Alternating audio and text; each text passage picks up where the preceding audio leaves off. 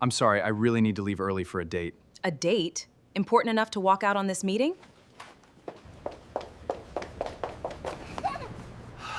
He said it was a date. Those simple words from my quietest, most reliable employee cracked my ribs from the inside. I didn't just let him leave. I followed him into the rain, ready to destroy a rival, only to find a truth that shattered my sterile, curated world. Fluorescent lights do not forgive. They expose the graying roots, the stress fractures in the plaster, the powdery residue of antacids left on a mahogany desk. Chloe Arrington sat beneath them, a 34-year-old billionaire trapped in a temperature-controlled terrarium of her own making. The thermostat in her corner office was perpetually locked at 68 degrees. Cold preserved things. It kept the mind sharp and the employees moving. She was staring at a quarterly projection spreadsheet when the knuckles rapped against the frosted glass of her door. 2 sharp, hesitant taps. Come. Her voice was a dry rasp. She reached for her coffee, grimacing at the lukewarm, bitter sludge hitting the back of her throat. The door clicked open. David Hayes stood in the threshold. He didn't belong in the sleek, aggressive architecture of her executive floor. David was a senior data analyst, a man who existed in the subterranean levels of the company, crunching numbers and predicting market downfalls. He wore a navy button-down that had seen too many cycles in a cheap washing machine, the collar slightly frayed the fabric, softening into defeat. He smelled faintly of rain ozone and something inexplicably soft like laundry detergent bought in bulk at a discount store. "Sorry to interrupt, Ms. Arrington." His voice was low, possessing a gravelly texture that vibrated beneath the constant hum of the building's HVAC system. "You rarely do, David." Chloe didn't look up from her screen, though her eyes had stopped processing the numbers the second he walked in. She was acutely aware of his presence. It was an irritating glitch in her usually flawless internal operating system. He didn't sweat when he spoke to her. He didn't stammer. He just stood there, grounded his shoulders, carrying a heavy but manageable exhaustion. "I need to request an early departure today." 4 o'clock. Chloe's finger paused over the trackpad. The mouse cursor froze over a cell containing a 7-figure sum. She dragged her gaze up, cataloging him. Dark circles bruised the skin beneath his eyes. A faint shadow of stubble dusted his jaw, an oversight that told her he had rushed his morning routine. "We have the merger finalization on Monday," she said, her tone meticulously flat. "I assumed you were leading the weekend stress test on the servers. The stress test is automated, set to run at midnight. The team knows the protocol." He shifted his weight, his worn leather shoes squeaking faintly against the polished hardwood. "I've put in 60 hours this week, Chloe. I need to leave at 4. He used her first name. He only ever did that when he was tired, when the corporate veneer stripped away to reveal the exhausted human underneath. A strange, sharp heat flared in her chest. "Is there an emergency?" she asked. She leaned back in her ergonomic chair, the mesh creaking. She wanted him to say he was sick. She wanted him to say his car broke down or his pipes burst, or anything mundane and fixable with the money she had in abundance. David looked away. A subtle, almost imperceptible softness entered his eyes, dissolving the harsh lines of his face. He reached up, rubbing the back of his neck, a gesture of vulnerability that made Chloe's stomach tighten. "No emergency," he said, a small, genuine smile pulling at the corner of his mouth. "I have a date." The word hit the pristine air of the office and detonated. Chloe didn't flinch. She had spent a decade mastering the art of absolute stillness. She had sat across from hostile boards and predatory investors without blinking, but beneath her tailored silk blouse, her heart executed a violent, erratic stutter. A date. Why did it matter? He was an employee, a line item on her payroll. But her mind aggressively cataloged the reality David Hayes, who brought her heavily annotated files at 8 p.m. on Fridays without complaint. David, who quietly left a bottle of premium ibuprofen on her desk last month when he noticed her rubbing her temples. David, whose quiet competence was the only anchor in a company full of sycophants.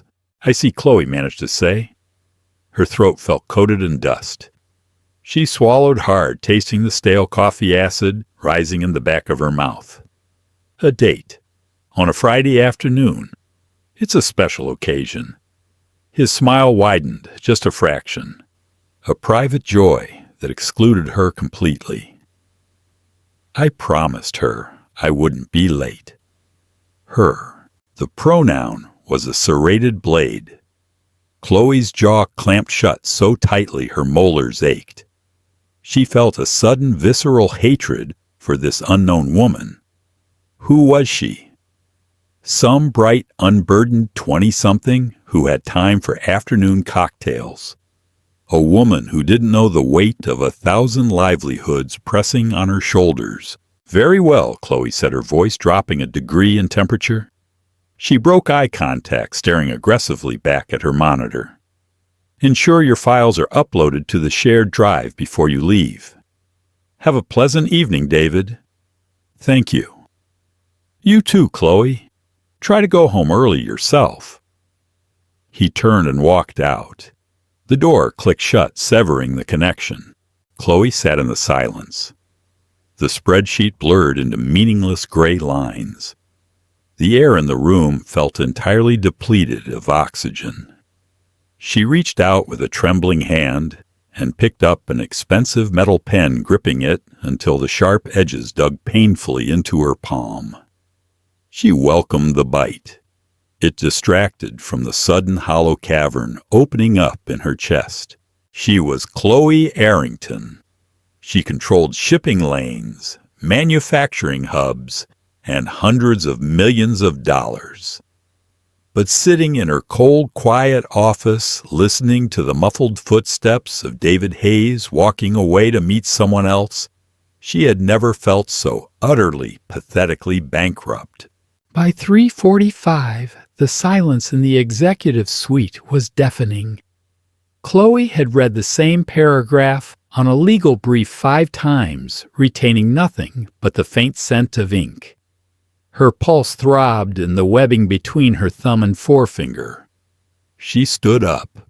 Her chair rolled back and hit the glass wall with a dull thud. She didn't know what she was doing until she was already shrugging on her charcoal trench coat. Her movements were jerky, uncoordinated. She bypassed her assistant's desk, ignoring Sarah's surprised upward glance. "Cancel my 5 o'clock. Chloe snapped, not breaking stride as she hit the elevator call button. "But Ms. Arrington, it's the cancel it." The elevator doors parted. She stepped in, watching Sarah's bewildered reflection disappear as the steel doors slid shut. The descent was a nauseating drop, her stomach floating into her ribs. She was acting unhinged. She knew it. The logical, ruthless CEO side of her brain was screaming, cataloging this behavior as erratic, unprofessional, and borderline obsessive. "Let him have his life," the voice reasoned. "You pay him for his time, not his soul." But another older part of her, the part that had been abandoned, betrayed, and left to freeze in the corporate wilderness, demanded to know who was capable of putting that soft, unguarded smile on David's face. The subterranean parking garage smelled of damp concrete exhaust fumes and cold dust. Chloe bypassed the spot where her driver usually waited with the Maybach and walked to her private stall.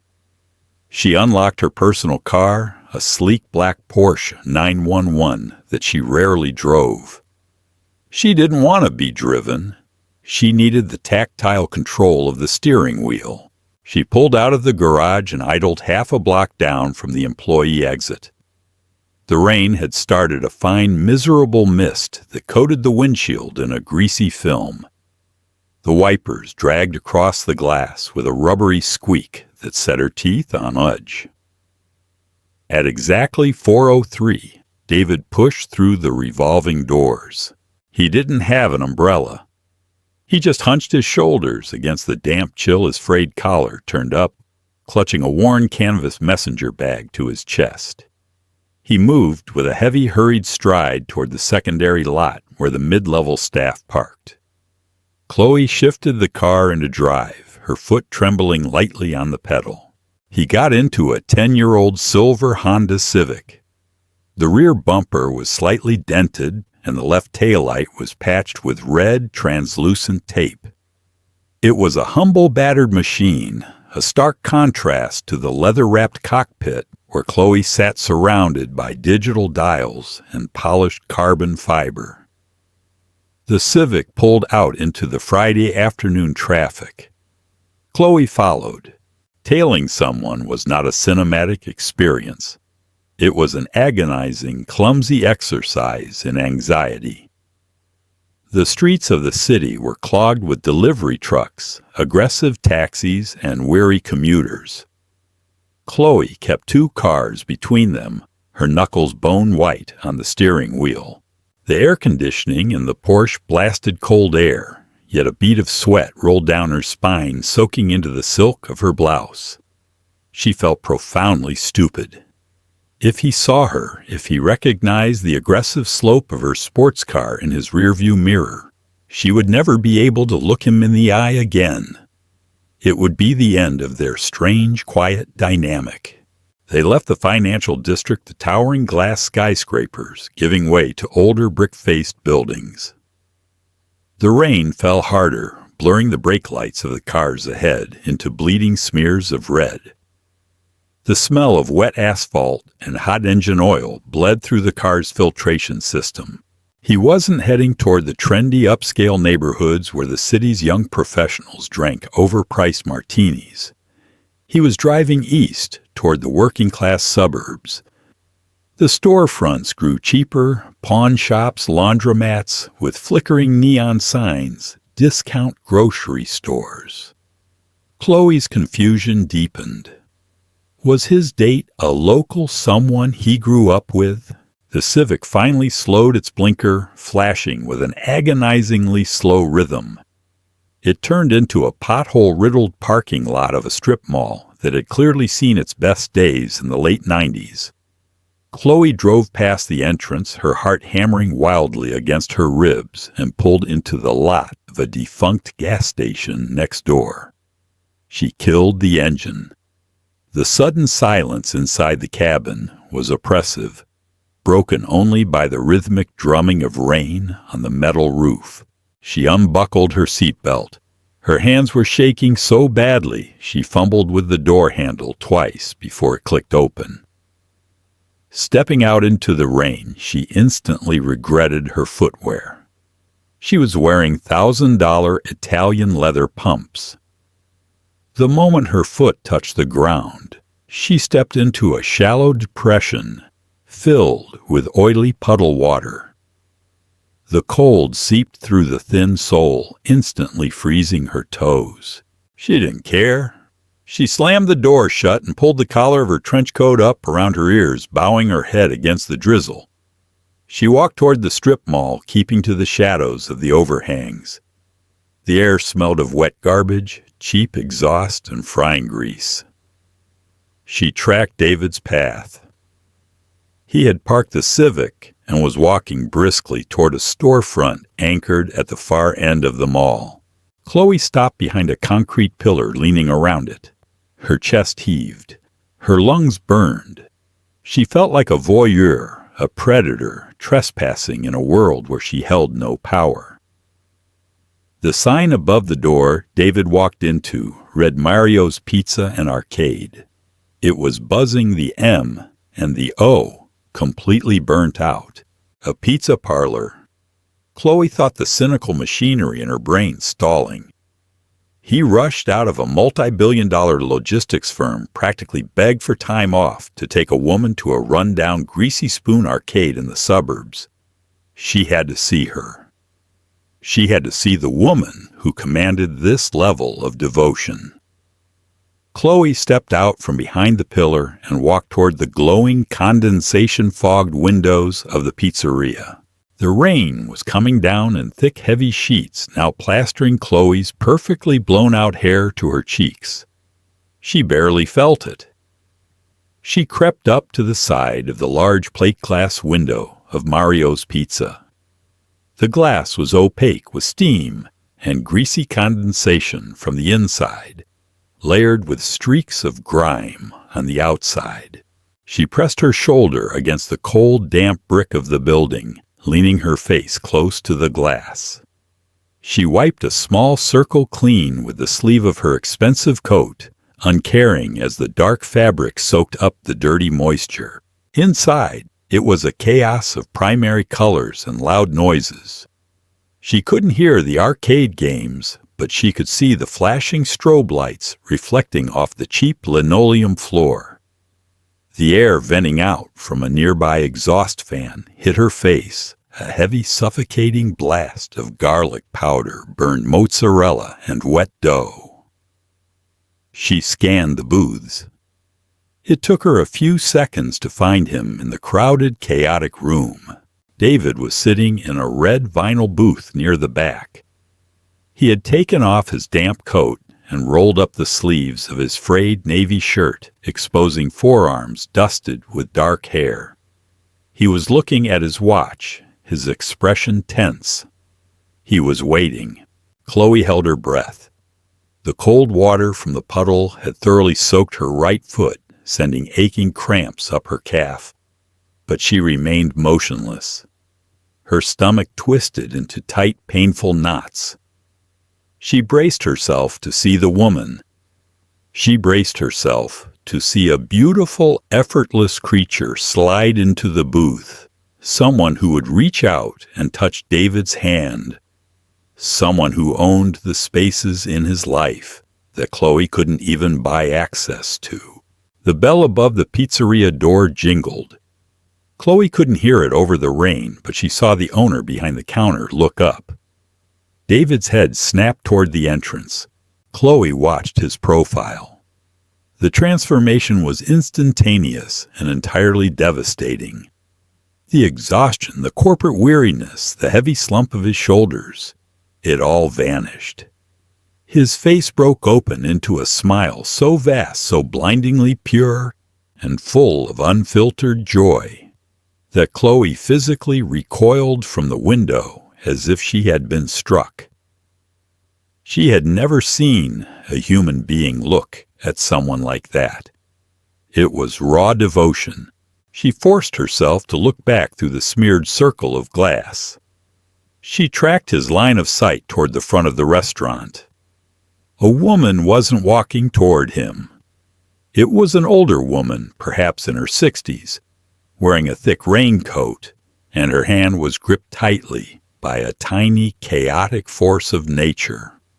It was a little girl. She couldn't have been more than 6 or 7.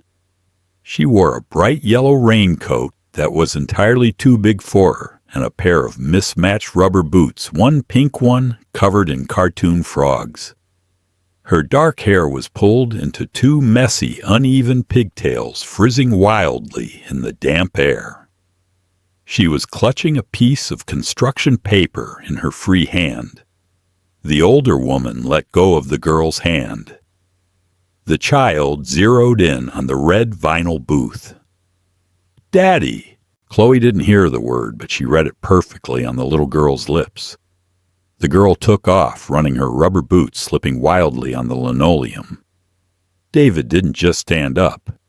He slid out of the booth and dropped entirely to his knees, right there in the middle of the aisle, ignoring the dirt, ignoring the bustling waiters, ignoring the spilled soda on the floor. He caught the little girl as she threw herself into his chest.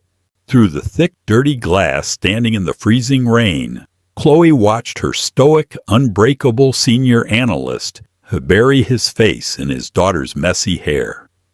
He wrapped his arms around her small frame, lifting her slightly off the floor, rocking her back and forth. Chloe's breath hitched. A strange, sharp pain fractured the space beneath her ribs. It wasn't the dull, familiar burn of her stress ulcers. It was a terrifying, hollow ache. David pulled back, still on his knees, and looked at the girl. The child was talking a mile a minute, her hands gesturing wildly, her face animated and bright. She shoved the piece of crumpled construction paper into David's chest. It was a drawing. Stick figures. Lots of glitter that was shedding onto his dark shirt. David looked at the paper as if he had just been handed a priceless Renaissance artifact. He placed his hand over his heart, nodding solemnly, speaking to her with an intense, focused gravity that made the little girl dissolve into a fit of giggles. He stood up, hoisting her effortlessly onto his hip, and guided the older woman, the babysitter, Chloe, deduced toward the booth. Chloe stepped back from the window. The rain was pelting her face, mixing with something hot and salty that was suddenly spilling over her lower lashes. She brought a trembling hand up to her cheek, shocked to find it wet with tears. She was crying. She who hadn't shed a tear when her own father locked her out of the family trust, who hadn't cried when her fiancé walked out 3 years ago, citing her emotional barrenness. She was standing in a filthy parking lot, weeping over a man buying pizza for his child. The absolute crushing weight of her own foolishness collapsed on her. A date. He had a date with his daughter. He had worked 60 hours, bled his brain dry for her profit margins, just to make sure he could leave at 4 o'clock to meet his little girl in a rundown arcade on a Friday night. And what had Chloe done? She had assumed the worst. She had stalked him through the city like a jealous, unhinged ex-lover. She had viewed his quiet dignity as a puzzle to be solved, a secret to be violently uncovered. She looked back through the window one last time. David was sitting in the booth now, wiping a smudge of tomato sauce off the little girl's chin with a paper napkin. The child batted his hand away, laughing, and shoved a massive slice of pizza toward his mouth. He took a bite, making an exaggerated face of cartoonish delight. They were poor by Chloe's standards. They were sitting in a cheap restaurant, wearing cheap clothes, driving a dying car. But looking at them, surrounded by the neon glare and the greasy steam, Chloe realized they had everything. It was a fortress of warmth, a closed circuit of unconditional love. And Chloe. She had a penthouse that echoed when she walked. She had a bank account with more zeros than she could spend in a lifetime. She had a cold office, a cold car, and a cold heart that was currently shattering into 1,000 irreparable pieces in the middle of a strip mall parking lot. She turned away from the window, the image of David's radiant smile burning behind her eyelids. She began the long, agonizing walk back to her Porsche. Her ruined shoes sloshing through the freezing puddles, dragging the heavy, suffocating realization that all her wealth had bought her was a front-row seat to her own profound isolation. Rain lashed against the windshield of the Porsche all the way back to the financial district. Chloe drove with a numb, mechanical precision, her wet clothes sticking to the leather seats, ruining the pristine upholstery. She didn't care. The car was just metal and money. It possessed no heartbeat. Her penthouse occupied the top 2 floors of a luxury high-rise overlooking the bay. Most people would call it breathtaking. Tonight, it felt like a mausoleum. She keyed in her passcode. The heavy oak door clicked open, releasing the faint sterile scent of ozone and the expensive white orchids her interior decorator replaced every Tuesday. The silence in the massive space was absolute. It pressed against her eardrums a physical weight. Chloe kicked off her ruined Italian pumps. They hit the marble floor with a hollow, pathetic thud. She didn't turn on the main lights, navigating by the ambient orange glow of the city filtering through the floor-to-ceiling windows. She walked straight to the kitchen, a masterpiece of stainless steel, an imported slate that she had never cooked a single meal in. Opening the liquor cabinet, she bypassed the $1,000 scotch and grabbed a bottle of gin a board member had left behind months ago. She poured 2 fingers into a highball glass and drank it neat. It burned her throat, tasting sharp like juniper and rubbing alcohol. It was grounding. Setting the glass down, she opened her laptop on the marble island. Her fingers hovered over the keyboard, trembling slightly. She shouldn't do this. It was a violation of privacy. But the dam inside her had already broken, and the floodwaters were demanding context. She logged into the secure HR server, bypassing layers of encryption with her administrative access, and pulled up David Hayes' employment file. The blue light of the screen washed over her pale face as she read.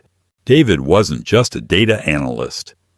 The background check revealed a past that made her own cutthroat corporate history look entirely juvenile. He had spent 8 years in the military before finishing his degree. Not logistics like she would have assumed. He was a combat medic, deployed twice. Honorable discharge with commendations he had never once mentioned in an interview or a performance review. Chloe slumped back against the cold granite counter. A combat medic. He had literally held bleeding, broken people together in the dirt. No wonder the pressure of her office never seemed to touch him. No wonder he didn't flinch when she threw tantrums over fluctuating quarterly margins or screamed about server downtimes. He had navigated real life-or-death chaos.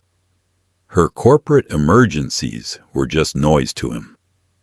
She scrolled down to the emergency contacts. Primary Evelyn Hayes' spouse, deceased. Date of passing 3 years ago. Chloe closed her eyes. The gin roiled in her empty stomach. 3 years ago, right around the time he took this lower-level data job, stepping back from whatever high-trajectory career he could have pursued. He had chosen regular hours. He had chosen the subterranean floor of her building because it offered stability for the little girl in the yellow raincoat. He was a widower raising a daughter alone, carrying the grief of a lost wife and the heavy ghosts of a combat deployment. Yet he still managed to look at that child with a smile that could power a city grid. And Chloe, she had spent the afternoon tracking him down like a feral dog, desperate to ruin a romance that didn't even exist. She slammed the laptop shut. The sharp crack echoed through the empty penthouse. She slid down the front of the kitchen island until she hit the floor, pulling her knees to her chest. She wrapped her arms around her damp legs, baring her face in the expensive wool of her ruined coat, and finally let the ugly, gasping sobs tear their way out of her chest. Monday morning arrived with the subtlety of a firing squad. Chloe sat at the head of the boardroom table, impeccably dressed in a tailored charcoal suit, her hair pulled back into a severe, unforgiving knot. She had spent 2 hours in a makeup chair, paying a professional to hide the bruising bags under her eyes. She looked like a weapon. She felt like fragile glass. The merger stress test meeting was in full swing. 12 department heads sat around the polished mahogany table, sweating through their expensive shirts as they bickered over projected server loads. David sat near the back by the door. He was wearing a pale blue shirt today, the collar slightly less frayed than Friday's, holding a tablet and quietly taking notes. He looked rested. The dark circles under his eyes had faded slightly. Chloe couldn't stop looking at his hands. They were broad, the knuckles slightly calloused. Hands that had patched up soldiers.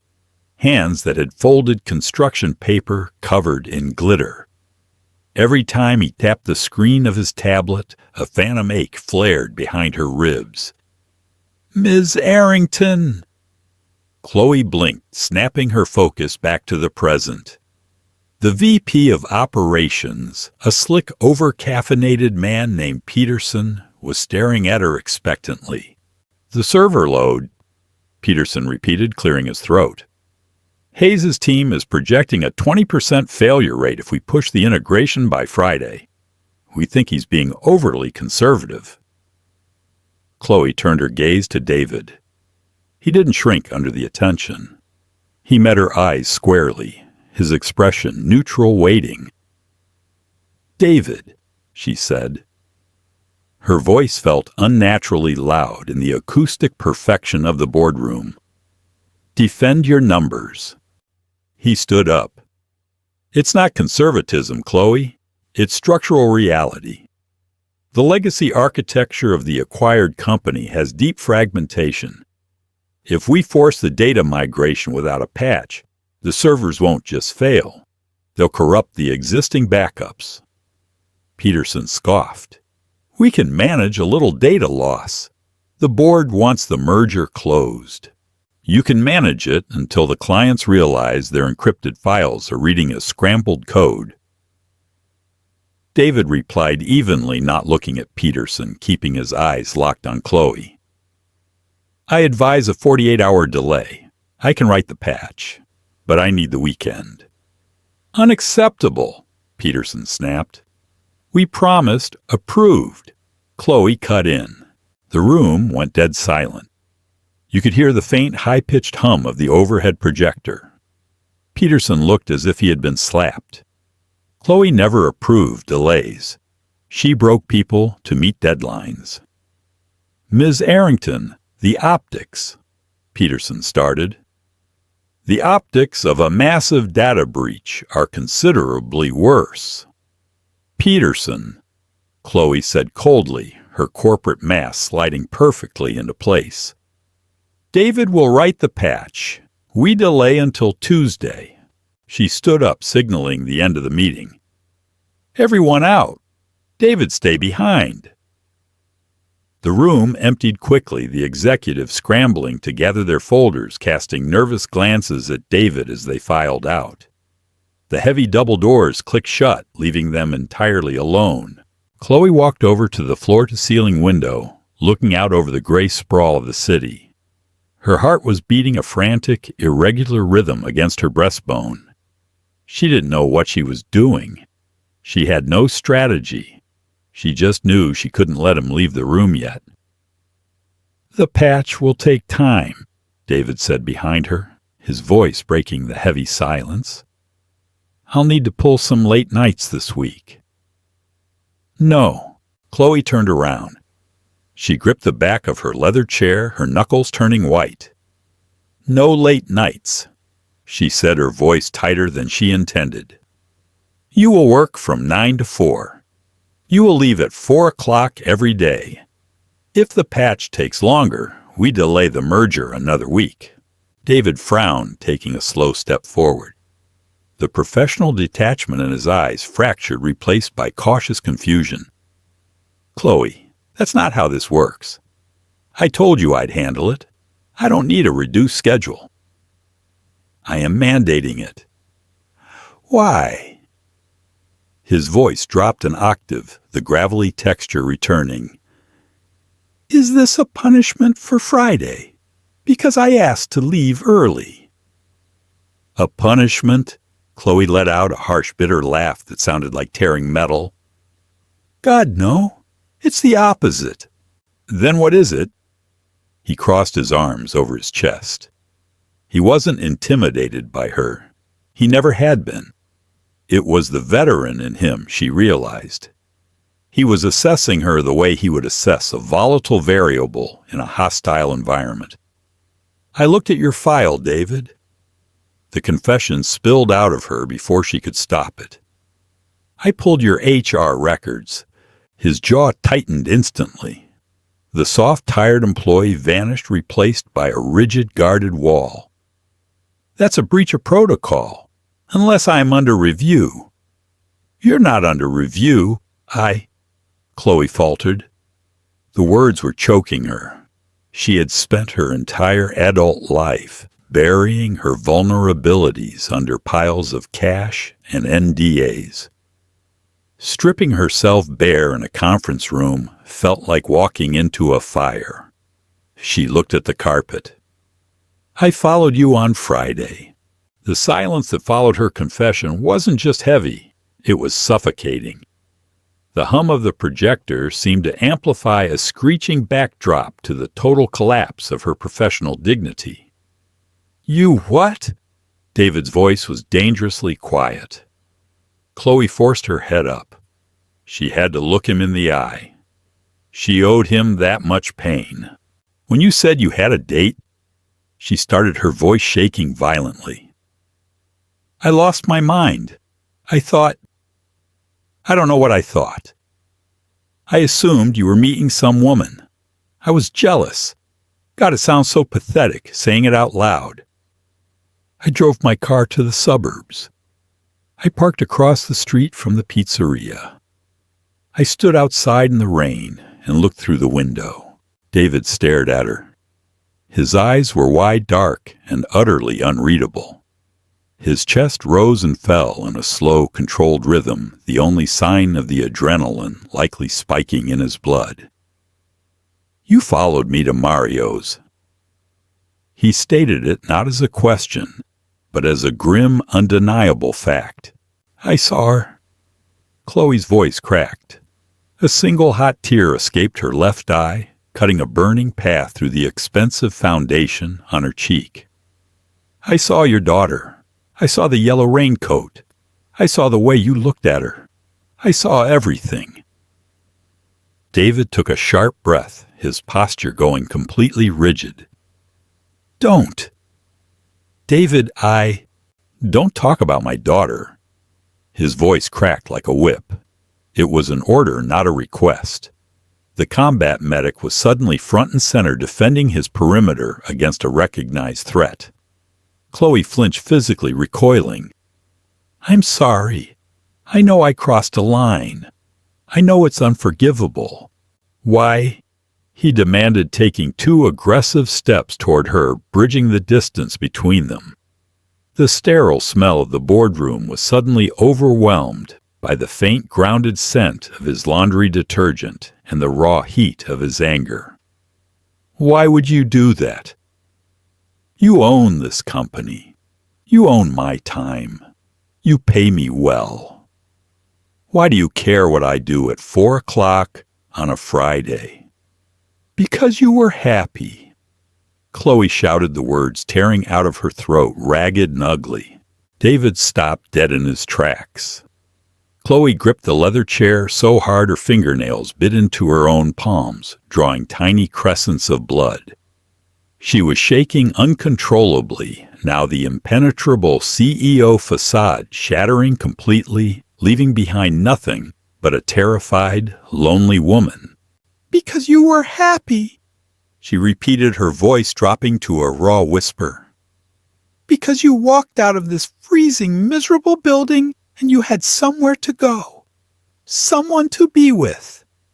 I have hundreds of millions of dollars, David. I control shipping lanes. I can buy anything on this planet.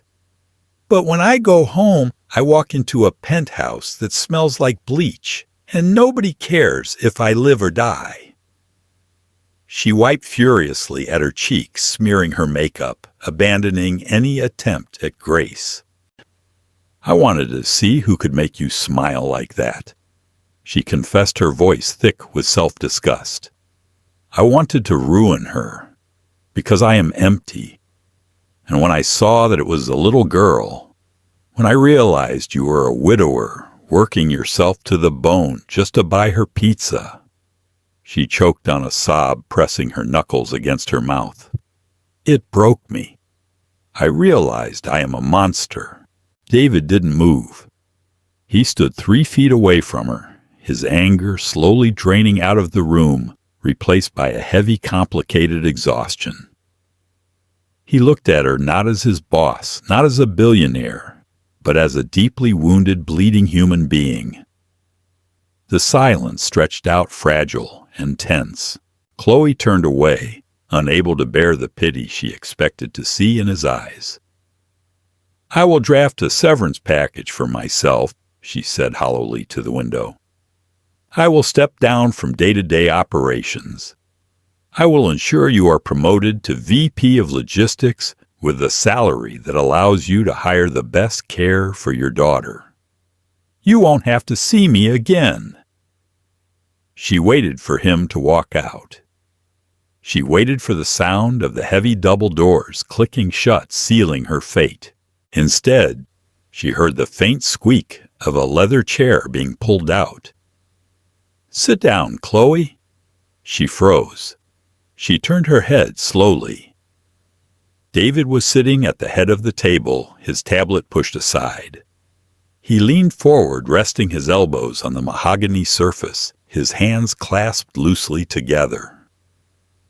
The anger in his eyes was gone. What remained was a profound, weary kindness. "Sit down," he repeated gently. Chloe's legs gave out. She practically collapsed into the chair next to him, her breathing shallow and erratic. "You're not a monster," David said quietly. He looked at the smeared makeup on her cheeks, the terrified tension in her jaw. "You're just starving. You've built a fortress so strong nothing can get in, but you forgot that means you can't get out." Chloe stared at him, her chest heaving. "I stalked you." "Yeah, you did." A faint, dry half-smile touched the corner of his mouth. "It was incredibly creepy. If you weren't my boss, I'd probably file a restraining order." Chloe let out a wet, broken sound that was half laugh, half sob. David shifted in his chair, his expression turning serious again. "When Evelyn got sick," he started, his voice dropping into a quiet, sacred register, "I was terrified. I had faced mortar fire in Kandahar, but sitting in that oncology ward, I was completely broken. When she died, I wanted the world to stop. I wanted to freeze everything. But Sophie was 3. She needed lunch. She needed her shoelaces tied. She forced me to keep moving." He reached out slowly, his calloused fingers hesitating for a fraction of a second, before he gently rested his hand over Chloe's white-knuckled grip on the armrest. His touch was warm, solid, and incredibly grounding. "You don't need to step down," he said softly, his thumb brushing against her skin. "And I don't want a VP title. I want my regular hours. But maybe you don't have to go back to an empty penthouse every night." Chloe looked down at his hand covering hers. A terrifying, fragile warmth began to bloom in the center of her chest, thawing the ice that had encased her heart for a decade. "What are you saying?" she whispered. "I'm saying," David replied, a genuine, imperfect smile breaking across his face, "that Sophie's soccer team plays on Saturday mornings. The bleachers are cold, the coffee is terrible, and my daughter is aggressively bad at passing the ball." He paused, his dark eyes locking onto hers with a quiet intensity. "But we usually get pancakes after. If you want to come." Chloe sat in the ruins of her corporate armor, the fluorescent lights buzzing above them. She looked at the man who had seen the absolute worst of her, the ugliest, most broken parts of her soul, and had decided not to run. She turned her hand over slowly, interlacing her trembling fingers with his. I don't know anything about soccer, she admitted, her voice thick with unshed tears. That's okay, David said softly, squeezing her hand. We'll teach you. Did this story of shattered pride and unexpected healing hit close to home? Sometimes the greatest wealth isn't found in a boardroom, but in a damp parking lot with the people who ground us. If Chloe and David's raw, imperfect journey moved, you hit that like button. Share the story with someone who needs a reminder that vulnerability is a strength, not a weakness. And don't forget to subscribe to the channel for more deeply human, dramatic audio stories.